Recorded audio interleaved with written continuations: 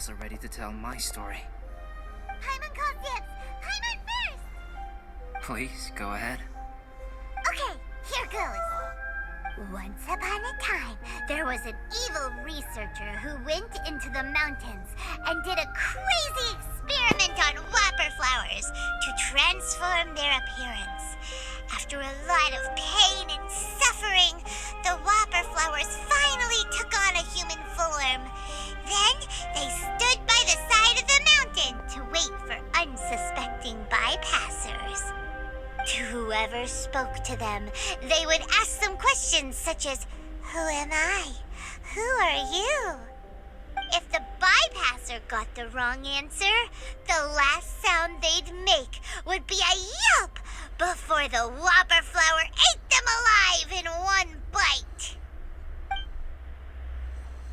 Oh, truly frightening. What the? You two aren't scared at all! Don't go nitpicking, okay? If you didn't like the story, go write your own.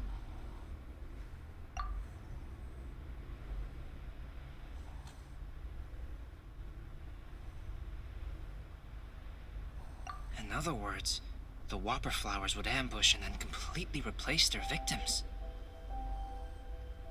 And then what? Go back to where the person lives? Enter their home? Eat their whole family? Paimon made up this story, but now Paimon's the one who's scared by it. It's a good story. May I write it down? I may bring it up in future conversations. What for? Just to scare people with? Yes. You've got a real mean streak, Albedo. Mine is a little longer than yours. It starts with an alchemist. A great alchemist once created Subject 1. Subject 1 was her proudest achievement, and successfully blended into human society.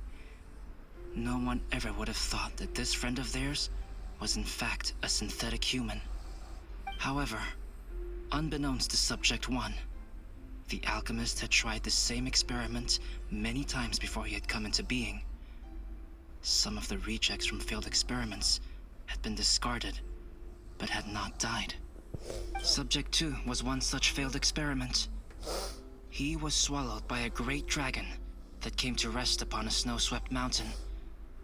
Many years later, he was resurrected by the dragon's mysterious power.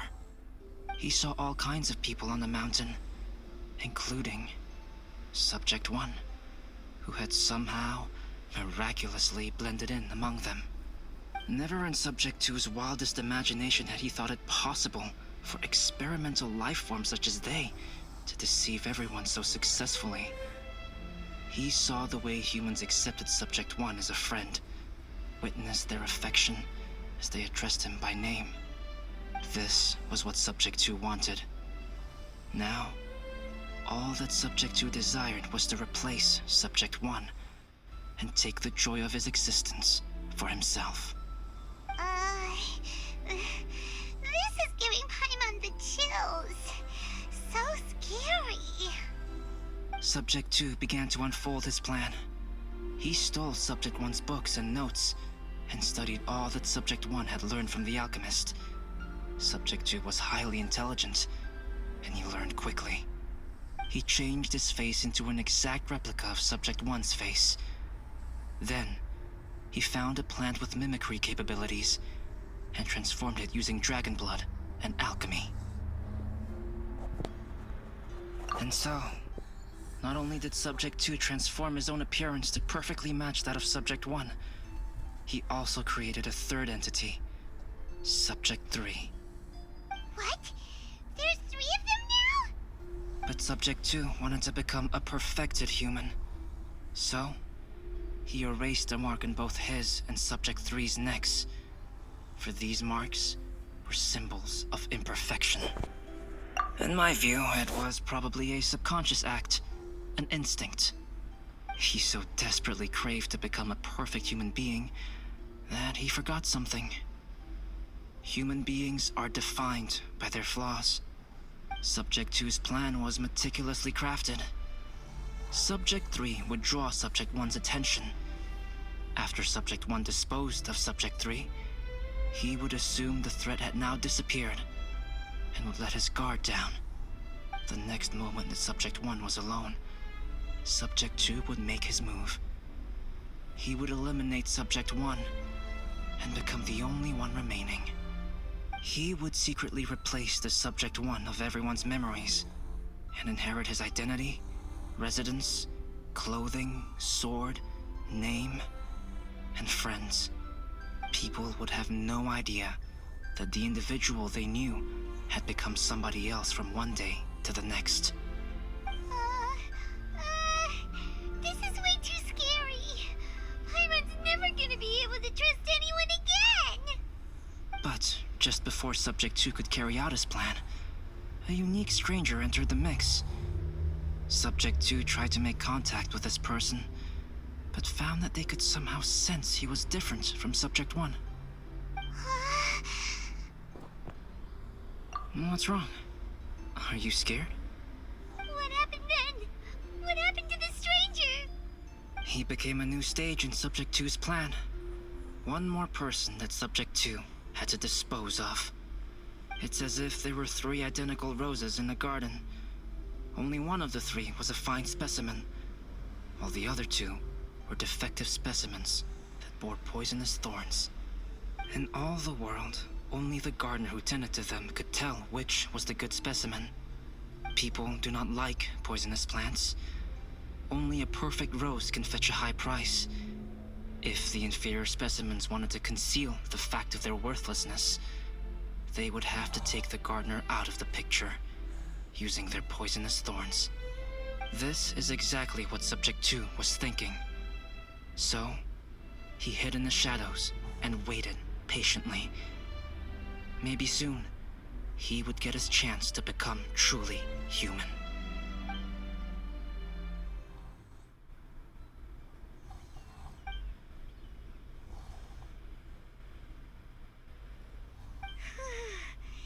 That was intense! So what happened after that?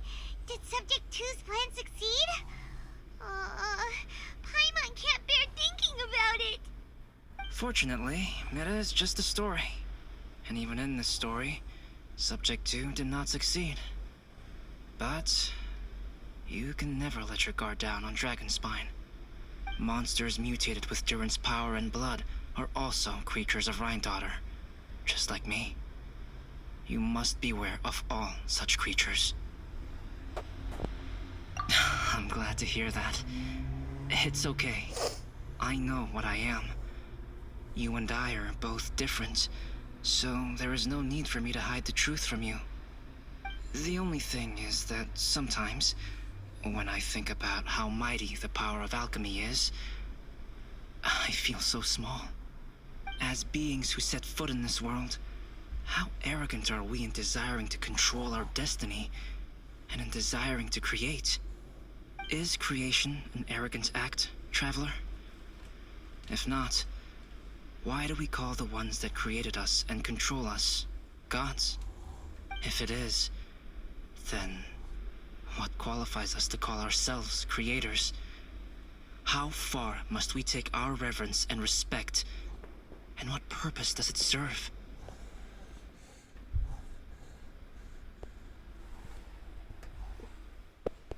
Nothing special, but whenever I think about it, I feel a twinge of grief. Poor Albedo. Hello? Traveler, are you here? Hey, is that Amber? Thought we might find you here. We're here to deliver a message from Cyrus. There's gonna be a big event down at the base camp, and they want you there too, Traveler. Winter camp is nearing its end. Apparently, even provisional instructors are required to attend. Looks like we need to go, Albedo. Bye for now. Then I won't keep you. I have some things to attend to here, so forgive me for not seeing you down. Don't worry about it. There have been no issues getting up and down the mountain recently. Is everyone ready? Let's not keep them waiting.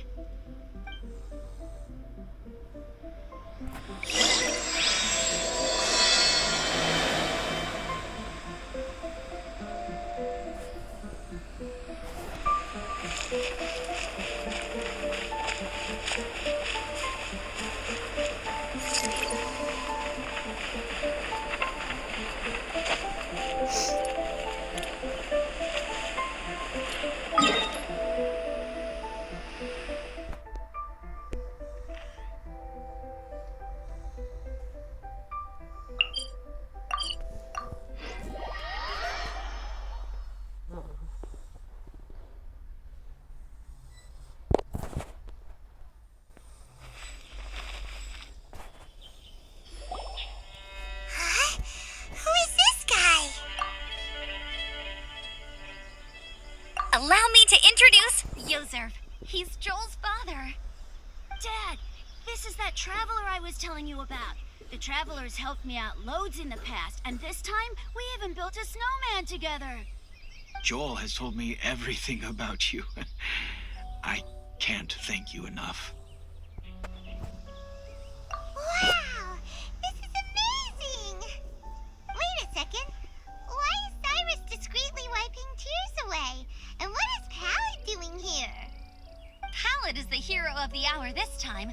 Go on, Pallad. Tell us what happened in your own words. Okay. The weather was fine on that fateful day, and I had a feeling that Lady Luck was smiling down on me. So I trusted my gut and set off to explore somewhere new, somewhere dangerous. Because where there is great danger, there is also great treasure. Why does this sound so hard to believe?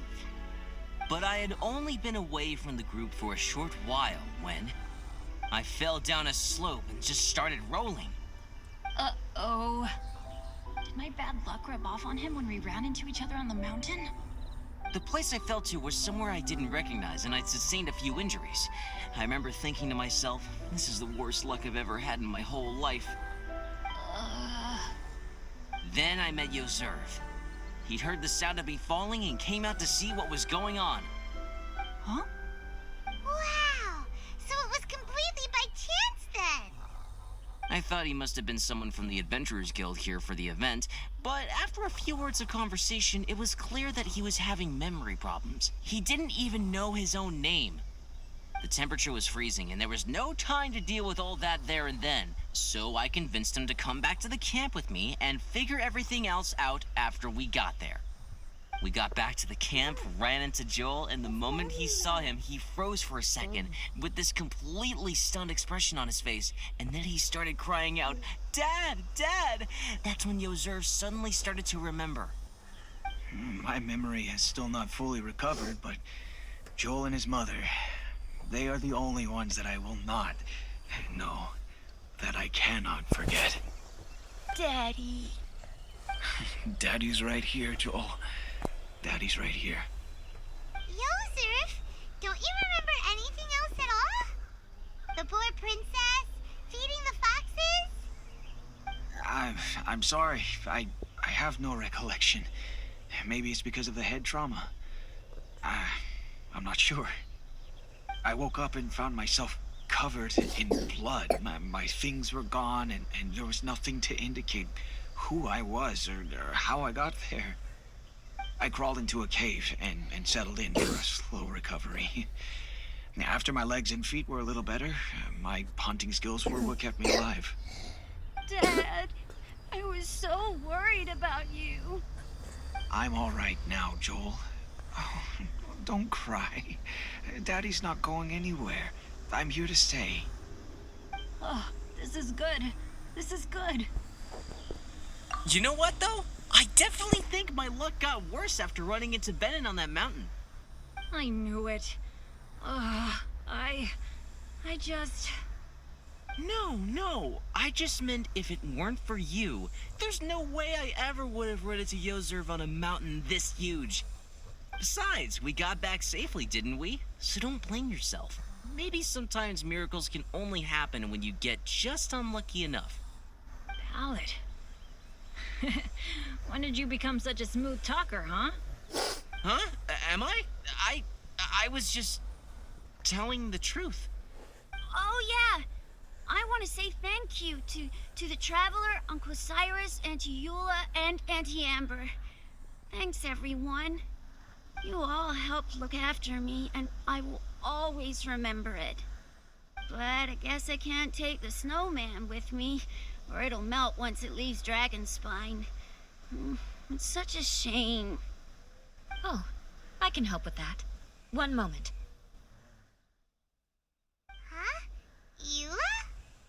Here, take this. It's powdered rime. Just add it to your snowman, and it will never melt. Wow! Really? Oh, this is awesome! You're the best, Auntie Eula! Dad, I have an unmeltable snowman now! How cool is that? How how can I ever repay you all? Thank you all. Thank you from the bottom of my heart. Dad, I want to go move the snowman. Can we do it now, please? Okay, I'll be leaving with Joel now. I'm sure I'll see you all another day. Very well, very well. It's time for Pallad and I to have another discussion concerning his breaches of adventurer discipline. Huh? But Cyrus, I think I kind of made up for my mistakes this time, you know? See you guys.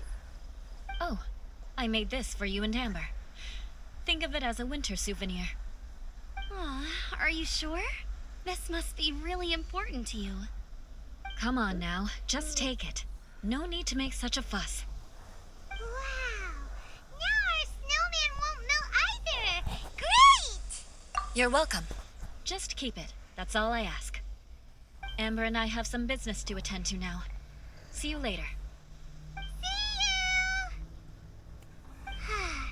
Everyone's gone. Seems like they've all got their own stuff to do now. Oh! You know what? We've been on Dragonstein all this time, and somehow Paimon still forgot to ask Albedo about how to make a fruit juicifier machine that can keep the juice fresh. Maybe we should try Timaeus again. He does seem pretty eager to please after all.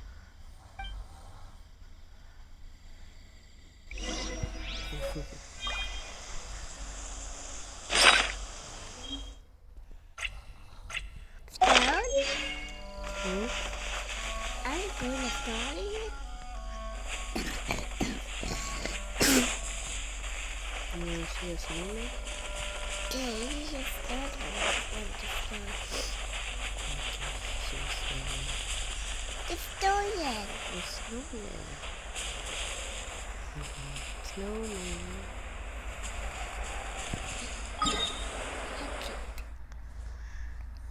I like snowman.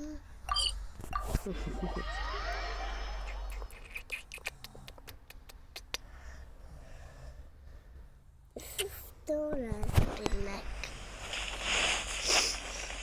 I make a snowman. Traveler and Paimon, what can I do for you? Wait a minute. You've got that mischievous look on your face.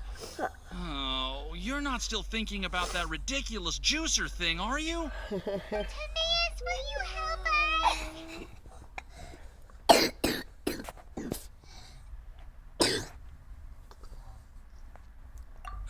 Well, if the Traveler isn't really interested, then, yeah, maybe I'll give this one a pass. It's just the weirdest request ever. No, but Paimon's Sunsettias are gonna go to waste without it. In the time it would take me to research something like that, I could probably pick those Sunsettias again 10 times over. New research project, Timaeus? We meet again. Oh, Albedo, thank goodness. So the situation is, Paimon wants a machine that can turn fruit into juice and keep the juice fresh. I mean, surely it's... Majorly important, that's what it is. If you can manage to invent this, we'll never have to worry about fruit going bad ever again. That's impossible.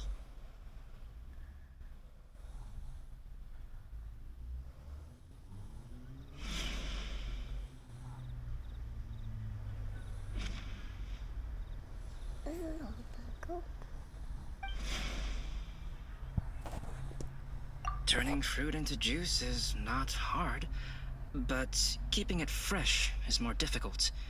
But if you simply want to keep the fruit from rotting, there are many ways to achieve this. Right, Traveler?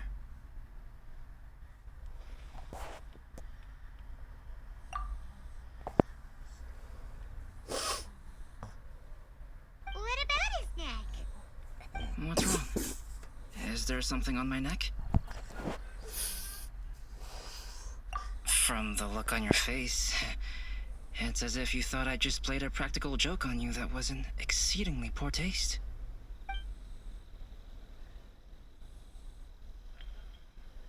Albedo, you were how do you stop fruit from going bad? Well, one way would be to bury your fruit on Dragonspine, where the snow never melts all year round. But then Paimon won't be able to eat them! You could always live on Dragonspine. No, too cold for Paimon. Or you can give the fruit to me, and I would take it to Dragonspine for you. But since you don't like the cold, you'd have to send someone else to pick them up when you want them. This is where you come in, Traveler. Suddenly sounds a lot more feasible with other people doing all the work. Okay then, shall we go with that idea? Fruit buried on Dragonspine will stay fresh for much longer. However, it is also possible that the fruit will sprout and grow into fruit trees. Who knows? Maybe the next time you visit, it will have grown into an orchard. You can water the trees, add fertilizer, and when they finally bear fruit, you will have some fresh sunsettias. No way! Then Paimon will have to be a gardener. That's not the goal here. Oh? Well, I don't think being a gardener is so bad.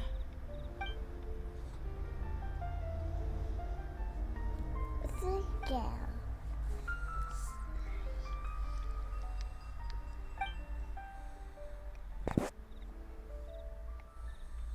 Albedo, stop trying to get your hands on Paimon's super sweet Synthetias.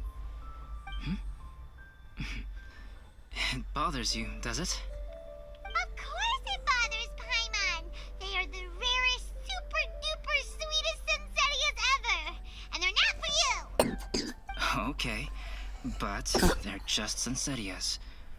I think you're only so attached to them because you don't have much fruit of this quality in your possession. When someone's pockets are full and their spirit is fulfilled, they don't easily fall prey to this kind of yearning.